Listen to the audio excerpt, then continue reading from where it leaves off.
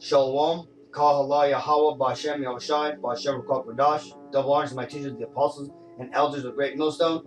Peace and mercy to the elect for the house of David reborn again in this generation. And Shalom to the 130 Asherala, who today are known as the Negroes, Latinos, and Native Indians, who before losing their true heritage were known as the Israelites of the Holy Bible.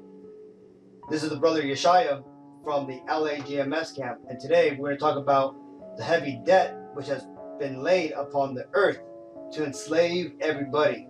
But before we get into that, let's read this. This is Habakkuk 2 and 6. Shall not all these take up a parable against him, and a taunting proverb against him, and say, Woe to him that increaseth that which is not his? How long? And to him that ladeth himself with thick clay. A world of debt.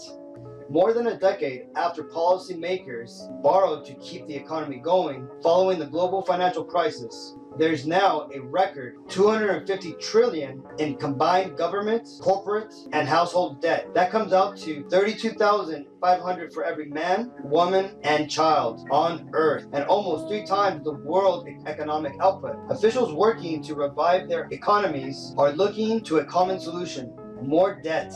Lower interest rates make borrowing cheap, and proponents argue major fiscal spending is needed to get companies and people out of their current doldrums. Now, like that video just said, the only solution that these devils can see to the world economic problem is simply more debt. Now, that word there in Habakkuk 2 and 6 that says thick clay, when you get into the Blue Letter Bible understanding of what that word means, let's go ahead and find out. Strong's H 5671 Avtit. Let's look up to see what that word actually means. Avtit, which means weight of pledges, heavy debts. So you see that?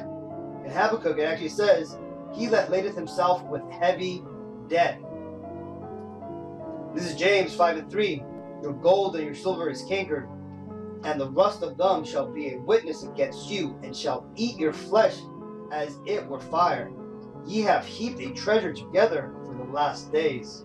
A recent academic paper from Berkeley reports the top 1% in America own 40% of the country's wealth.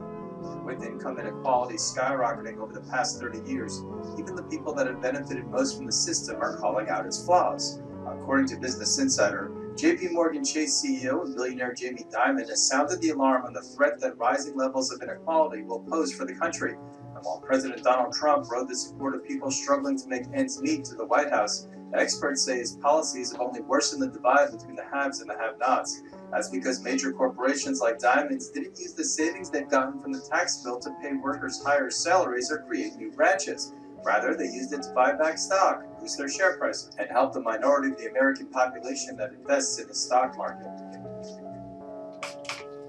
So you see that? These devils that were bailed out by taxpayer money, they use that money to line their pockets even more instead of helping the economy.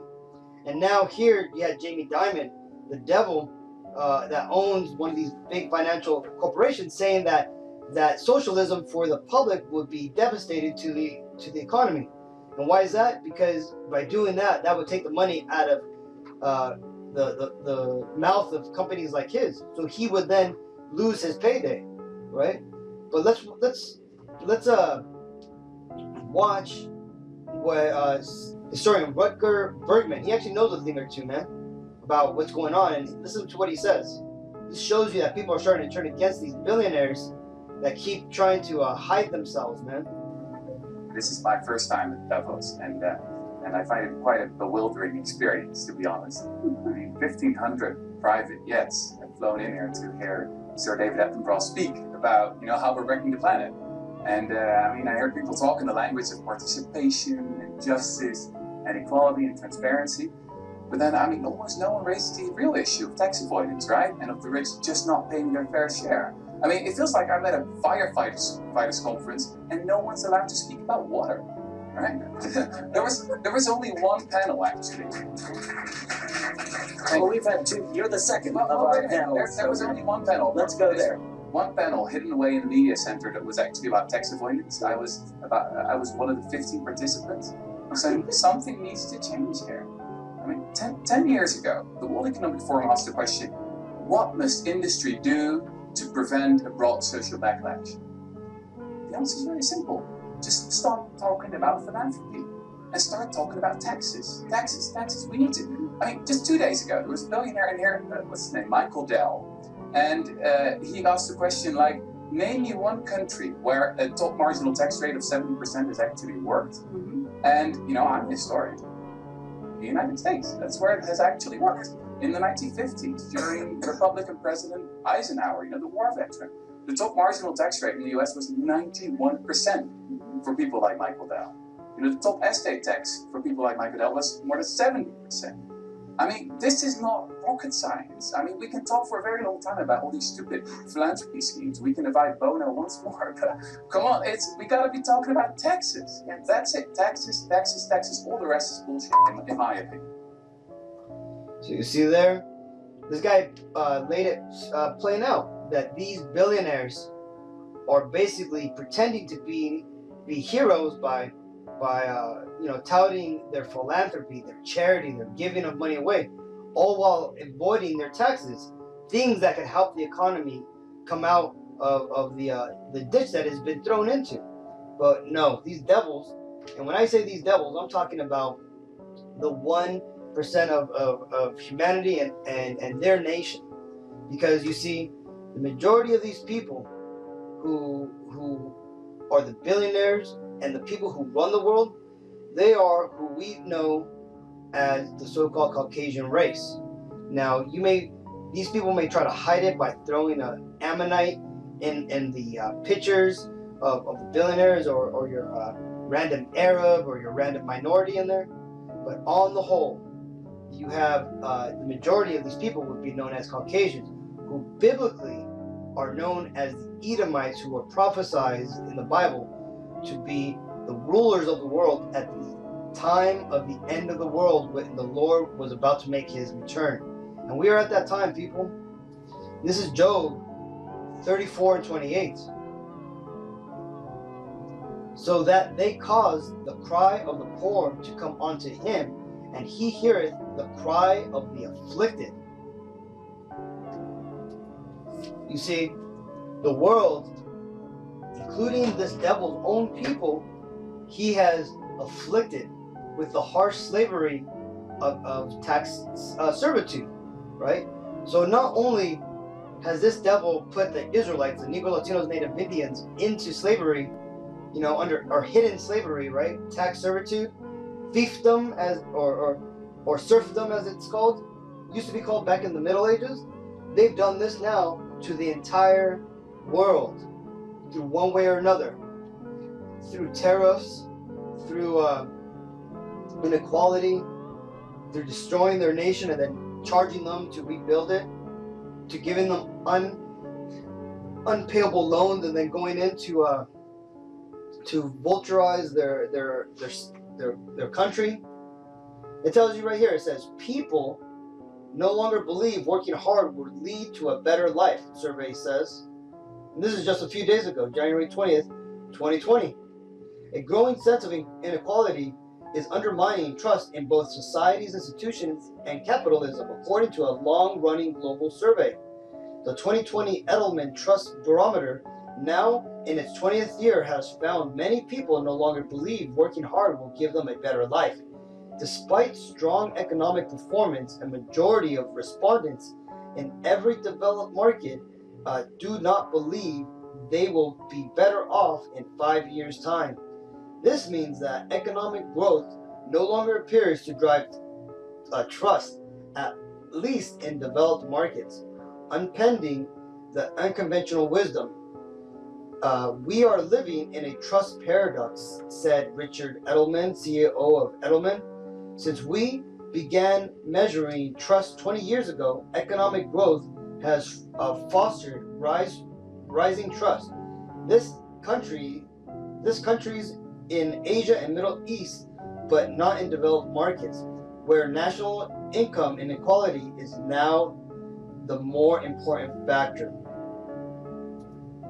You see that, man? So these devils, these Edomites who have been ruling the world since the time of the Renaissance, about 1400 AD, they've done their deed. They've now consumed the world, and they've destroyed it. You see, these devils have come through and made this a living hell for everybody, man. Some more than the others, but for the most part, the whole world is suffering. Just look at this chart from 2016. It says households unavailable to pay utility bills on time in the past 12 months. Oh, it's lucky. This is from 2018. So this shows you that, I'm sure it's worse than this now. But it shows you from Greece. These are all the European nations. Unfortunately, it doesn't show you here in the States. But just to give you an idea, man, look at the households who aren't even able to pay on time for their utilities, man. And that's because everybody's living on these slave wages, man. Because this devil got everybody under servitude. Isaiah 14:6. He who smote the people in wrath with a continual stroke, he that ruled the nations in anger is persecuted, and none hindereth. The whole earth is at rest and is quiet.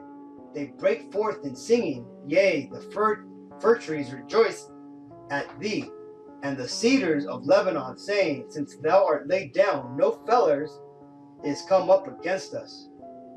Hell from beneath is moved for thee to meet thee at thy coming. It stirreth up the dead for thee, even all the chief ones of the earth. It hath raised up from their thrones all the kings of the nations. So you see, the end of the reign and the power which the so-called Caucasians, who are biblically known as the Edomites, who would be the physical manifestation of the devil here on earth, is coming to an end. And that end will come with their destruction through a nuclear war, which will break out. Yes, World War III will happen, people. We are seeing the beginning of it now. The small tremors here and there, it will eventually take place, and eventually it will lead to nuclear war. 1/3 of the world's population will be wiped out, as it tells you in the scripture. And that 1/3 is the seed of Satan, who you would know today as the so-called Caucasians, and all those whose fathers' lines go back to it. And that includes people whose fathers are Caucasians, but their moms may be Asian, Latin, Black, and so forth, and so on and so on. This is the last scripture I'm going to read out. This is Job 14:5. Seeing his days are determined, the number of his months are with thee. Thou hast appointed his bounds, that he cannot pass. The Lord is cutting these devils off, and they're not going to be able to get past the time that the Lord has appointed them. Rejoice, my friends. The end of the world is here, and new beginnings and heaven on earth is about to begin. Shalom, till the next time. I want to give all praises to Yahweh, Ba'Shem Yahushai, Ba'Shem Rakak Radash, double honors to my teachers, the apostles, and the elders of the great millstone. Peace and mercy to the elect. Shalom.